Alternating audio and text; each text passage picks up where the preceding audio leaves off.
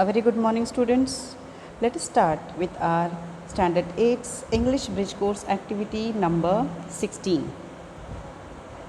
Now, yesterday we learned, कल हमने ऐसा सीखा था कि कैसे दिए गए पॉइंट्स का इस्तेमाल करके या फिर टेम्पलेट का इस्तेमाल करके यानी ब्लैंक स्पेसेस इस्तेमाल करके लेटर कंप्लीट करना है, कैसे नोट लिखी जाती है या फिर कैसे फॉर्मल एंड इनफॉर्मल लेटर्स लिखे जाते हैं. Okay, we had a very good discussion in that topic, in that video particular. तो आज हम आगे प्रोसीड करेंगे एंड देखेंगे कि आज के टॉपिक में भला हम क्या सीखने वाले हैं. What is the learning outcome और the competency that you are going to do in today's activity number 16. So here what you have to do is, अभी आज की जो हमारी कॉम्पिटेंसी क्या है वो देखो. इसमें से आप क्या सीखने वाले हैं. You are going to read the simple passages. आपको सिंपल छोटे छोटे पैसेजेस पैराग्राफ दिए जाएंगे ऑन फैमिलियर टॉपिक. फैमिलियर यानी जिसके बारे में आपको मालूमात है, जाने पहचाने ऐसे टॉपिक आपको दिए जाएंगे. You have to read them, then you have to identify the details, characters, main idea and sequence of ideas and events. इसका मतलब है आज का हमारा जो लर्निंग आउटकम है या आज की जो हमारी एक्टिविटी है, actually it is all about story writing. लेकिन आपको यहाँ पे स्टोरी पूरी लिखनी नहीं है. आपको एक स्टोरी दी गई होगी बट इन जम्बल्ड ऑर्डर, यानी उसमें से जो पैराग्राफ है वो ऊपर नीचे करके दिए जाएंगे और आपको क्या करना है, उसमें से जो कैरेक्टर्स है वो चुनने हैं. पैराग्राफ सही से सुन के पढ़ के उनकी डिटेल हासिल करनी है. उसकी मेन आइडिया भला क्या है ये समझनी है. फिर उसको सीक्वेंस में ऑर्डर में लगाना है, उन आइडियाज़ को या फिर उन इवेंट्स को. ओके, आई रिपीट, हमारी आज की एक्टिविटी का आउटकम, लर्निंग आउटकम क्या है कि हमको दिया गया जो स्टोरी के लाइक उल्टे सुल्टे जो पैराग्राफ है, we have to arrange them in proper order. Before that you have to identify the detail. Identify the detail means what? You have to actually read it and understand it. You should understand what is the meaning, what is the flow of the story. Then the characters, number of characters, names of the characters, or what is the importance of the characters in that particular story. Then what is the main idea? Story की main idea क्या है. अगर आपको story दी है तो definitely not for the sake of only fun, सिर्फ fun के लिए तो नहीं चाहिए दी जाएगी. तो ये जो आपको स्टोरी दी गई है इसमें आखिर आपको क्या सीखना है, इसकी आइडिया क्या है, ये हमको समझनी है. And then we have to arrange those paragraphs, that ideas and events in proper order, that means in proper sequence. Is that clear? Now see further. So see here. Now for this teachers आपके लिए क्या करने वाले. Of course teacher will give you a story. Teacher will give you a story which is not in proper order. Then teacher will ask you to rearrange the events. Events यानी क्या, जो moments है, जो पल है उसमें के वो अरेंज करने हैं. जैसे हमने अल्फ़ाबेटिकल ऑर्डर सीखा है वैसे यहाँ पे स्टोरी में पैराग्राफ को ऑर्डर करना है. एंड देन हमको सही मायने में स्टोरी फ्रेम करनी है. स्टोरी लिखनी नहीं है. We are not going to write the story, we are just going to frame the story. दिए गए पैराग्राफ्स को ऑर्डर में लगाकर हमको हमारी स्टोरी सही से फ्रेम करनी है. सो टीचर आपको क्या देंगे, स्टूडेंट्स जो भी स्टोरी देंगे या क्वेश्चन देंगे, यू हैव टू, आपको क्या करना है या टीचर आपको क्या करने के लिए कहेंगे.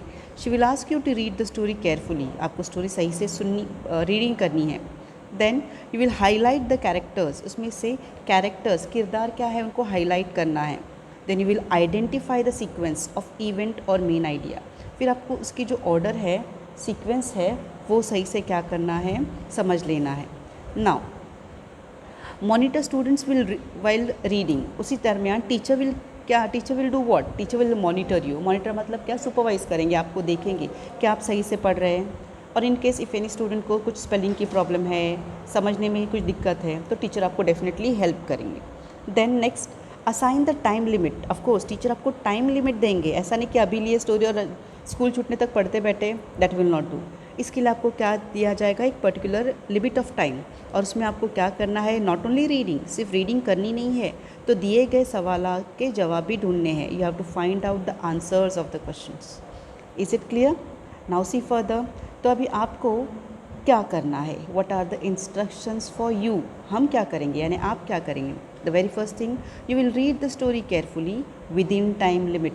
10 मिनट है, 5 मिनट है, आपको टाइम की तरफ ध्यान देना है 10%, लेकिन 90% स्टोरी पे। क्यों? बिकॉज वाइल रीडिंग, आपको रीडिंग करते वक्त उसके आइडेंटिफाई करने हैं कैरेक्टर्स जो उसको आइडेंटिफाई करना है, मेन आइडिया ढूंढ के निकालना है और उसको वापस सीक्वेंस में भी लगाना है।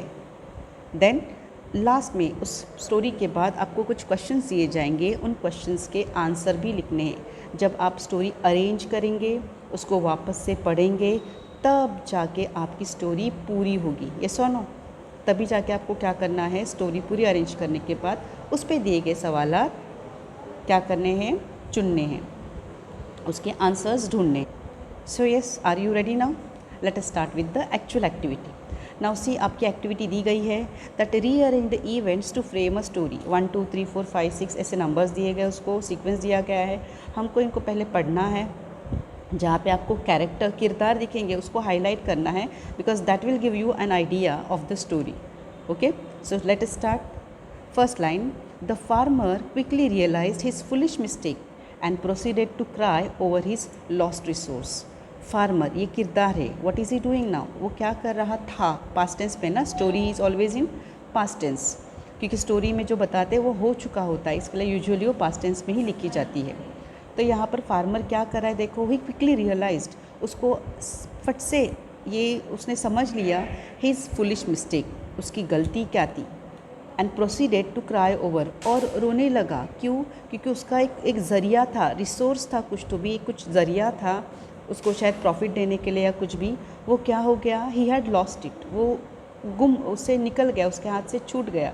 सो now he is sitting and crying over it. Second line, but as he open the stomach the only thing he found was guts and blood. लेकिन जैसे उसने उसका पेट खोला, उसको पेट में क्या मिला, सिर्फ गट्स यानी गट्स एंड ब्लड। अभी गट्स मैंने बोली, गट्स यानी क्या रहता है, हम बोलते हैं ना हिंदी में अतड़िया, मराठी में आतड़े, राइट। सो हियर उसके पेट में जब उसने उसका, अभी किसका वो अभी तक पता नहीं, आहिस्ता आहिस्ता समझेगा, जब उसने उसका पेट खोला तब उसको सिर्फ उसमें क्या मिला, खून और अतड़िया, राइट। देन फर्दर, तीसरी line, but one day the farmer thought to himself, why should we take just one egg a day? Why can't we take them all at once and make a lot of... Farmer thought to himself, वो क्या सोचा उसने, why should we take just one egg a day? Why can't we take them all at once and make a lot of money? The farmer told his wife his idea and she foolishly agreed. अब यहाँ पे second किरदार हमको मिला है, देखो, wife, remember, okay, एक farmer एक वाइफ। अभी इन दोनों के बीच में डायलॉग क्या है, पहले फार्मर खुद सोचता है और फिर अपनी वाइफ को भी बताता है। क्या बताता है कि रोज़ भला हम एक अंडा क्यों लें, क्यों ना हम एक साथ सारे अंडे ले लें और बहुत सारा पैसा कमाएं। ये जब अपनी वाइफ को, बीवी को ये बताता है, तब उसकी बीवी भी फुलिशली यानी एकदम बेवकूफ़ी से उसने क्या किया, अग्री की, हाँ बोल दी, उसके इसमें हामी भर दी। नाउ फोर्थ लाइन क्या बताती है, देखो, once upon a time a farmer had a goose that laid one golden egg every day. The egg provided enough money for the farmer and his wife to support their daily needs. The farmer and his wife continued to be happy for a long time. देखो, अभी ये story आपको बताई गई है कि यहाँ पर शुरुआत है कि पुराना ऐसा एक वक्त था जब एक किसान के पास एक गूस था, और एक किरदार एनिमल है लेकिन गूस है, जो रोज़ एक सोने का अंडा देता था या देती थी। The egg provided enough money for the farmer and his wife to support their daily needs. अभी वो जो किसान और उसकी बीवी थी, वो लोग ज़्यादा अमीर किसान नहीं थे, वो लाइक बोलते ना, डेली जो कमाते थे उसमें उनका चलता था, तो उनके लिए रोज़ का एक सोने का बैदा ये बहुत काफ़ी था अच्छे पैसे कमाने के लिए। So the farmer and his wife continue to be happy for a long time. इसलिए अच्छा खासा बहुत सा वक्त उन्होंने इसमें खुशी खुशी बिताया कि रोज़ एक सोने का बैदा अंडा मिल रहा है और उनका क्या है, रोज़ के उनकी जो तकलीफ़ें थी, मुश्किलातें थी, वो कम होती जा रही थी। Then fifth, as the days went on the farmer and his wife became poorer and poorer, how jinxed and how foolish they were. और यह जिंक्स्ड का मतलब क्या होता है, जिंक्स्ड यानी बदकिस्मत बोलते हैं ना, बदनसीब, वैसे एंड फुलिश, और बेवकूफ़ तो पहले से ही थे। तो यहाँ पर बताया गया है जैसे दिन बीतते गए वो किसान और उसकी वाइफ दिन ब दिन और गरीब होते जाने लगे। How jinxed and how foolish they वर, कितने बदकिस्मत और कितने बेवकूफ़ थे वो लोग। देन 6th लाइन देखो, 6th paragraph. Then the next day as the goose laid its golden leg, the farmer was quick with a sharp knife. He killed the goose and cut its stomach open in the hopes of finding all its golden eggs. तो दूसरे दिन फिर से किसान ने क्या किया, जैसे ही वो गूज ने सोने का बैदा दिया, वैसे ही फार्मर ने, किसान ने क्या किया, एक तेज़ चाकू से उस गूज का पेट काट दिया और ये सोच के उसका पेट काट दिया कि उसके पेट में बहुत सारे सोने के बैदे मिलेंगे। ओके, तो अभी देखो हम वापस जा रहे हैं। यहाँ पे आपको जो 6 पैराग्राफ्स अलग अलग हिस्सों में दिए गए थे, ऊपर नीचे जंबल्ड ऑर्डर में, वो हमको क्या करने हैं सही से। तो यहाँ पर हम वापस देखें, देखो 1 नंबर में क्या बताया है कि किसान ने क्या किया है, बहुत बड़ी गलती किया है और अपना एक अच्छा कमाने का ज़रिया गंवा दिया। नंबर 2 में बताया है कि उसने उसका पेट फाड़ा, लेकिन उसको पेट में क्या मिला, सिर्फ मिला अतड़िया और खून। तीसरे में बताया है कि फार्मर अपने वाइफ को बताता है कि रोज़ एक एक बैदा लेने से क्या करेंगे, एक साथ ही क्या करेंगे, हम बहुत सारे बैदे लेंगे और बहुत सारा पैसा बनाएंगे।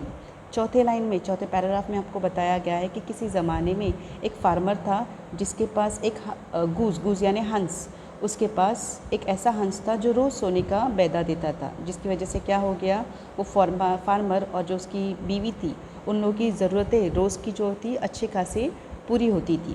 5th लाइन में आपको बताया गया है कि जैसे ही दिन बीतते गए वो फार्मर और उसकी वाइफ और गरीब होते जाने लगे। कितने बदकिस्मत और कितने बेवकूफ़ थे वो लोग। और छठी लाइन, छठा पैराग्राफ हमको ये बताता है, छठा पॉइंट, कि जैसे ही दूसरे दिन हंस ने सोने का बैदा दिया, वैसे ही फार्मर ने, किसान ने उसका पेट फाड़ दिया और उस पेट में से इस उम्मीद से उसने पेट फाड़ा कि उसको क्या मिलेंगे, सोने के बैदे। सो हियर अभी आपको देखो, आपको अंदाज़ा लगाना है कि स्टोरी कैसे हो सकती है। हम पेज वाइज चाहिए तो जाएंगे। देखो फर्स्ट में क्या बताया है कि उन्होंने गलती किए और पछताते रहे। सेकंड में बताया उसने पेट खोला, उसको सिर्फ अतड़िया और खून मिले। तीसरे में वो बोलता है क्यों ना हम इरादा किया, इंटेंशन किया कि क्यों ना हम इसका पेट फाड़ दें और एक साथ बैदे निकालें। सेकंड पेज पे देखो स्टोरी है कि किसी ज़माने में फार्मर के पास एक हंस था। दूसरा 5वां पॉइंट बताता है कि वो लोग दिन ब दिन और गरीब होते गए, ऐसे पागल लोग थे वो। एंड छठा पॉइंट हमको बताता है कि जैसे ही दूसरे दिन उस गूज़ ने सोने का बैदा दिया, किसान ने उसका पेट काट दिया ताकि उसको और सोने के बैदे मिल जाए। यानी यहाँ पर हमको पता चलता है कि कैसे पहले क्या हुआ होगा। सबसे पहले हमको पता चलता है कि ये जो 4 नंबर का पॉइंट है वो 1 नंबर है, करेक्ट। सेकंड, जिसके बाद दूसरा क्या हो सकता है, देखो फिर सेकंड पॉइंट क्या हो सकता है। लेकिन वन डे उन्होंने डिसाइड किया, फार्मर ने सोचा क्यों भला रोज़ एक एक बैदा लें, हम एक साथ लेंगे तो हम अमीर हो सकते हैं, करेक्ट। देन थर्ड पॉइंट क्या हो सकता है, जैसे दूसरे दिन उसने उस गूस का क्या फ़िक्स किया, जैसे उसने बैदा दिया उसने उसको क्या दिया, मार दिया। क्या करने के लिए, हमको सारे सोने के बैदे एक साथ मिलेंगे इस इरादे से। लेकिन जैसे उसने काटा उसको क्या मिला, ओनली गट्स एंड ब्लड। चौथी बात क्या आएंगी, द फार्मर क्विकली रियलाइज कि कितने पागल बेवकूफ़ी का काम उसने किया था, जिसकी वजह से उसका ज़रिया क्या हो गया था, हाथ से छूट गया। और छठा पॉइंट कि दिन ब दिन वो और गरीब होने लगे। अभी यही कहानी आपको सही कैसे लिखनी है, पॉइंट्स एक के पीछे एक लिखने हैं। ओके, नो चेंजेस, कुछ बदलने का नहीं है। लेट अस सी हमको कैसा लिखना है। से आपको स्टोरी दी गई है, टाइटल भी दिया गया उसको, द गोल्डन एग, जो हमको लिखना है। Next see, once upon a time a farmer had a goose that laid 1 golden egg every day. The egg provided enough money for the farmer and his wife to support their daily needs. The farmer and his wife continued to be happy for a long time. But one day the farmer thought to himself, why should we take just one egg a day? Why can't we eat them all at once and make a lot of money? The farmer told his wife his idea, and she foolishly agreed. Then the next day, as the goose laid its golden egg, the farmer was quick with a sharp knife. He killed the goose and cut its stomach open in the hopes of finding all its golden eggs. But as he opened the stomach, the only thing he found was guts and blood. The farmer quickly realized his foolish mistake and proceeded to cry over his loss. As the days went on, the farmer and his wife became poorer and poorer. How jinxed and how foolish they were. Okay, I hope आपको story समझ में आई। अभी इसके ऊपर आपको क्या करना है, सवाल को जवाब देने हैं। Analyst the characters, analyst the characters यानी कैरेक्टर्स की लिस्ट बनाओ। Analyst the characters means what? Analyst the characters means आपको वो कैरेक्टर्स की किरदारों की लिस्ट बनाएं। तो हमको यहाँ पे पूरे इसमें स्टोरी में दो शख्स यानी इंसान ह्यूमन बींग्स थे और एक जानवर, तो उनके नाम लिख सकते हैं कि कौन शख्स थे यहाँ पर, farmer, his wife and a goose.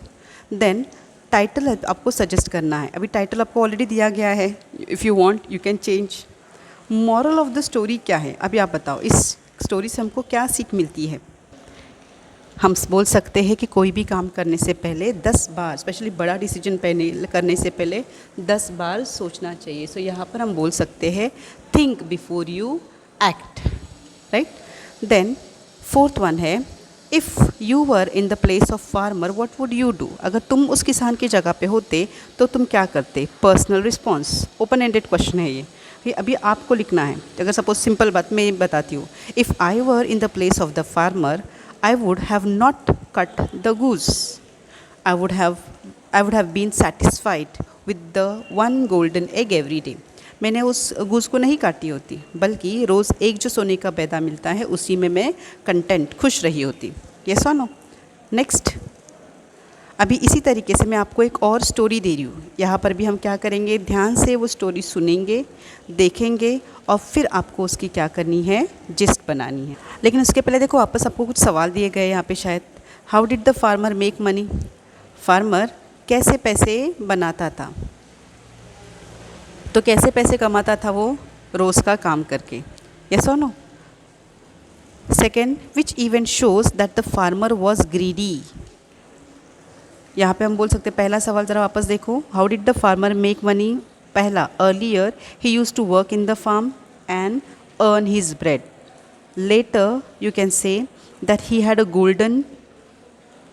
had a goose who laid golden egg every day. So by selling the golden egg, he earned his money, he made his money. Second, which event shows that the farmer was greedy? The farmer cut open the stomach of the goose. This event shows that the farmer was greedy. What was the result of farmer's greediness? Farmer का जो greediness था, उसकी जो लालच थी, उसका result क्या था? What happened? He lost, he killed the goose, so he lost even the everyday golden egg. Correct? And last बताया है, what did the farmer get after killing the goose? उसको मारने के बाद उसको क्या मिला? He only found the guts and blood. Yes. See, for your help, next page पे मैंने आपको आंसर्स भी लिख के दिए हैं. You can see, you can write these questions and the answers given further. Now next, अभी आपको इसी तरीके से एक और स्टोरी मैं दे रही हूँ जो आपको क्या करनी है, ध्यान से अरेंज करनी है। उसके बारे में हम डिस्कशन करेंगे, but I am not going to write. I hope you can write, yes और no?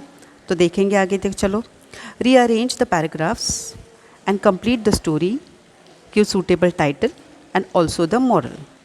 See, they were holding their branches tightly with their hands. One of the monkeys said, if we could find some fire, then it will help us to keep warm. यानी यहाँ पर बताया गया है कि कुछ बंदर पेड़ पर झूल रहे थे।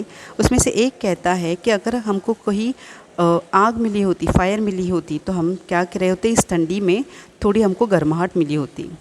Second, they were searching for fire. All of a sudden they found a group of fireflies came out of a small hole. जब वो आग ढूंढ रहे थे, अचानक उनके सामने जुगनू, जो फायरफ्लाई मतलब जुगनू जो रहते हैं, एक होल में से बाहर आते हुए दिखाई दिए। Now one of the young monkeys thought it was fire. He told all their friends, let's catch the fire. उसमें से एक को लगा कि ये अंगार है, उसने क्या किया, आग है, उसने क्या किया, इसको पकड़ेंगे सोचा और आगे का पॉइंट बताता है, once upon a time there lived a group of monkeys in a deep forest. It was a winter season. One night it was a cold and silent night. The weather was cold. Monkeys were sitting on a big tree. तो यहाँ पर बताया गया है कि किसी ज़माने में जंगल में एक बंदरों का ग्रुप था. ठंडी का सीज़न था और एक रात बहुत ठंडी और सन्नाटेदार ऐसी थी. हवा बहुत ठंड चल रही थी और वो बंदर एक बड़े से पेड़ पर बैठे हुए थे. आगे देखो. The sparrow laughed and said, "You all are stupid. That is a firefly, not the real fire. If you catch the fire, it will burn your hand. I think all of you should take shelter in a cave because you feel cold, and cold. Inside the cave, you may feel warm." तो यहाँ पर वो बोलते हैं कि एक चिड़िया वहाँ से देखती है और उनको कहती है कि तुम लोग सब बेवकूफ़ हो. अरे वो असली फायर नहीं है, आग नहीं है, वो तो एक छोटा सा जुगनू है. अगर तुम आग को पकड़ेंगे तो तुम्हारे हाथ तो जल जाएंगे. इट्स बेटर तुम लोग सब क्या करो, बंदर लोग एक किसी गुफा में जाके छुप जाओ, वहाँ पे तुमको गर्माहट मिलेगी. फिर आगे का पॉइंट बताता है कि a sparrow was flying next to its nest where the monkeys were sitting on the same tree. She notice what they were doing. एक चिड़िया उड़ते उड़ते अपने घोंसले की तरफ जाते वक्त देखती है कि क्या बंदर क्या कर रहे हैं करके. Saying this, he caught a firefly. He put it under the dry leaves and stick and started blowing at it. Other monkeys also joined with him and started blowing with their mouths. यानी जो एक बंदर का बच्चा या एक छोटा बंदर देखता है जुगनू को, उसको पकड़ता है, सूखे पत्ते के नीचे डालता है, लकड़ियाँ डालते हैं ऊपर से और उसको फूंक मारने लगता है जैसे कि वो क्या है, एक जैसे कि सच में वो आग है. Then further, now they realized what the sparrow had said was correct. They set free the firefly and thanked to the sparrow. After they all moved to a nearby cave. अब यहाँ पर पता समझता है कि फिर उनको एहसास हुआ कि चिड़िया ने जो कहा वो सही था. दे सेट फ्री द फायरफ्लाई. उन्होंने उस फायरफ्लाई को, जुगनू को छोड़ दिया, एक छोटे से जुगनू को, और स्पैरो का शुक्रिया अदा किया. और फिर वो लोग गए एक गुफा में गर्माहट लाने के लिए. उसके बाद the monkeys did not listen to the sparrow. They continued to blow at the firefly, and after some time the monkeys became very tired. बंदरों ने उस चिड़िया की कोई बात सुनी नहीं. उन्होंने क्या किया, फूंकते रहे उस जुगनू के ऊपर और बहुत वक्त के बाद आखिर वो थक गए. अब ये अलग अलग पुर्जों में, अलग अलग हिस्सों में आपको कहानी दी गई है. यही कहानी हमको क्या करनी है, अरेंज करनी है सीरियल में. So yeah start, let us start now. अभी यहाँ पे आपको क्या लगता है, देखो पहले बंदर पेड़ पे झूल रहे और आग की तलाश में है. सेकेंड पैराग्राफ बताता है कि उनको एक होल में से फायरफ्लाइज जुगनू बाहर आते हुए दिखाई देते हैं. फिर उसमें से एक पकड़ता है. यहाँ तो ऑर्डर मिल रही है, लेकिन लास्ट वाला पैराग्राफ देखो, वंस अपॉन अ टाइम. यहाँ पे आपको क्या लगता है, एक ऐसा रहते थे झुंड में, यानी this will be the first paragraph, ये होगा उसके बाद सेकेंड, फिर उसके बाद आएगा ये तीसरा और इसके बाद आएगा ये फोर्थ. यानी एक ही पेज पे हमको चारों ऑर्डर में मिले. अभी आगे देखो. The sparrow laughed and said. Sparrow ने हंस के हुए उनको कहा कि तुम लोग सब पागल है, ऐसा करना चाहिए, सजेशन दिया उनको. फिर स्पैरो बताया कि दूसरे पैराग्राफ में स्पैरो उड़ते उड़ते अपने घोंसले की तरफ जा रही थी, तब उसने बंदरों के ये हाल देखा. और तीसरा पैराग्राफ बताता है कि उसमें से एक बंदर ने क्या किया, वो फायरफ्लाई पकड़ा. तब ये कहाँ हुआ था, फूकने लगे, ब्लो करने लगे. यानी इसमें क्या हो सकता है, पहला आएगा ये, यानी 5 नंबर, 4 हमारे पहले हो चुके. उसके बाद उनको चिड़िया देखती है जो घोंसले की तरफ जा रही है, करेक्ट. और उसके बाद चिड़िया उनको क्या देती है, आइडिया देती है. सो 5, 6, 7. फिर उसके आगे की कहानी क्या है, देखो कि अभी उनको एहसास हुआ चिड़िया ने जो कही थी वो सच कहा था. और सेकेंड पैराग्राफ बताता है कि बंदरों ने पहले चिड़िया की बात सुनी ही नहीं और वो फूंकते बैठे उस फायरफ्लाई पे. तो यहाँ पे क्या होगा, 8 नंबर पे आएगा नीचे वाला पैराग्राफ और ऊपर आएगा 9वां पैराग्राफ, करेक्ट. अब यही जब हम सीक्वेंस में लगाएंगे तब हमारी स्टोरी कैसी होगी, देखो. Story in sequence.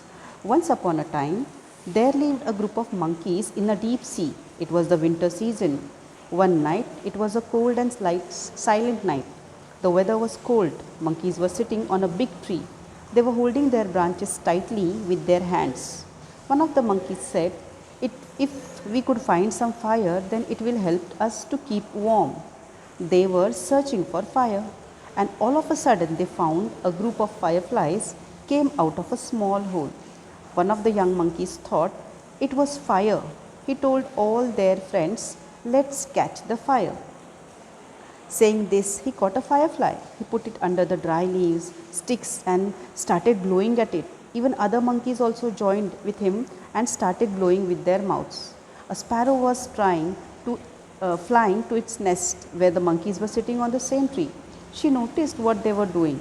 The sparrow laughed and said, "You all are stupid. That is a firefly, not the real fire. If you catch the fire, it will burn your hand. I think all of you should take a shelter in a cave because you feel cold, and inside the cave you may feel warm." The monkeys did not listen to the sparrow. They continued to blow the fire, and after some time the monkeys became very tired.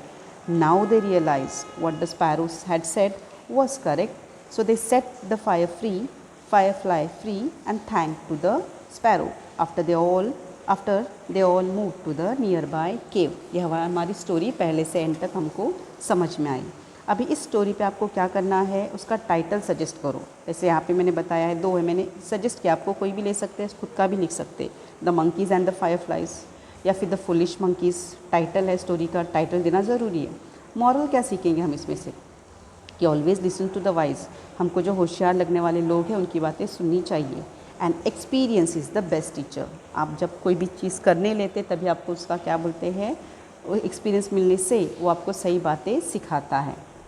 Then further that's it. यहाँ पे आपकी story second ख़त्म होती है। Now let me tell you, आप या तो पहली स्टोरी लो या दूसरी स्टोरी लो, और जो सवालात पूछे गए आप उसमें कंप्लीट कर सकते हैं। Okay, have a good day.